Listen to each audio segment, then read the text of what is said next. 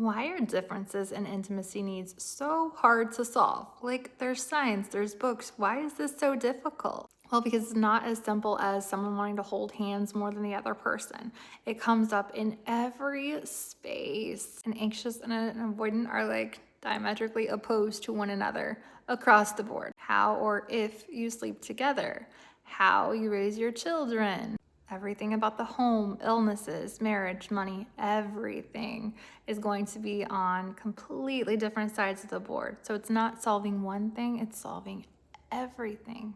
If you're with a partner with an opposite attachment style, it's going to manifest. Like, it's coming, you cannot avoid it. And generally, as challenges become greater, the gap just widens and widens and widens. And to add insult to injury, conflict is often left unresolved with avoidance because resolving the conflict itself would result in intimacy, which is what they're running from and avoiding in the first place. Someone who's anxious or secure genuinely wants to work out problems, wants solutions, whereas an avoidant, that's going to put them a little too close. They really don't want that. Or if they do, they don't know how to actually obtain, have, or keep it. They would rather remain distant, even if that means the fight is not fixed and the love is not restored. Distance and space feel better than closeness, intimacy, and love.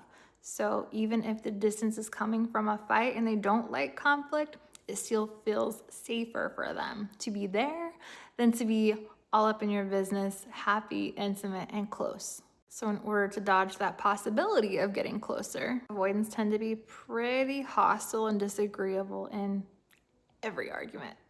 Distancing, especially during conflicts, tends to repeat itself and cause a lot of unhappiness. Without addressing situations, they clearly go from bad to worse. And with every single argument, the anxious person loses more and more ground. If you're in an anxious avoidant trap, you don't have those secure checks and balances in place. Someone anxious is easily going to get overwhelmed with all the negative emotions. They're going to feel super hurt and generally take extreme measures in the form of protest behaviors, even threatening to leave.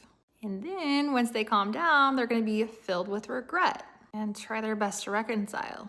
Probably not going to get the sweet, loving response that they want. It's probably going to be a hostile response that they get from the avoidant, because avoidants react completely differently in a fight. They turn off all their attachment-related mechanisms and memories and only remember the worst about their partner. It's not pretty, guys, but that is chapter 8 of Attached.